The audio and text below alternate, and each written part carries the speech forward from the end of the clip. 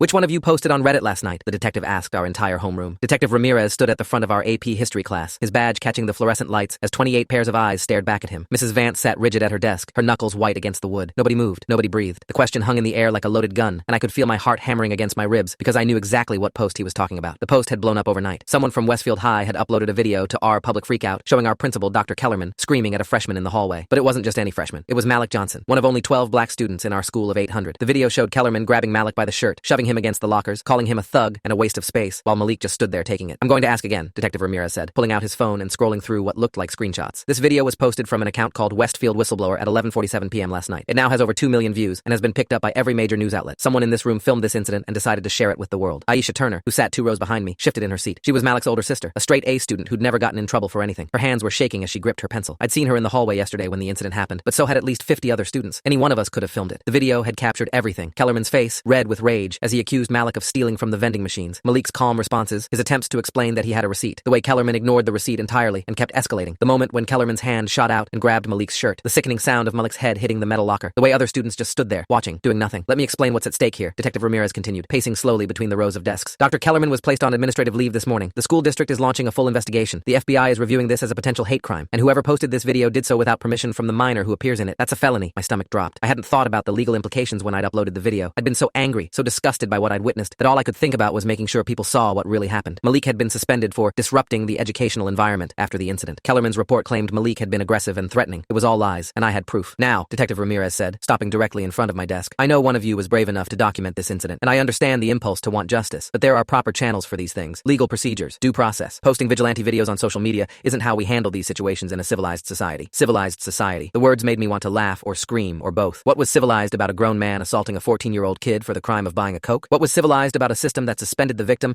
and protected the perpetrator? What was civilized about the fact that this was the 3rd time this year Kellerman had been accused of targeting black students and nothing had ever been done about it? "I'm prepared to offer immunity from prosecution," the detective continued, "to whoever comes forward voluntarily. But if I have to find you through digital forensics, and I will find you, then you'll face the full extent of the law. Charges for filming a minor without consent, for posting that footage online, potentially for cyberbullying if Dr. Kellerman's legal team decides to pursue that angle." Cyberbullying. As if exposing a racist administrator's abuse of power was somehow equivalent to posting mean comments about someone's haircut. I looked around the room at my classmates, wondering if any of them were buying this. Trevor Nash was nodding along with everything the detective said. He'd been kissing up to authority figures since kindergarten. Jessica Liu looked terrified, but she looked terrified of everything. Dan Kowalski was staring out the window like he wished he could disappear. "I want you all to think very carefully about what I'm saying," Detective Ramirez said, his voice taking on a harder edge. "This video has caused tremendous damage to Dr. Kellerman's reputation and career. He's been getting death threats. His family has been harassed, all because someone decided to play judge and jury with a 30-second video clip that doesn't show the full context of what happened. That was when I realized what was really happening here. Full story on my channel and linked below.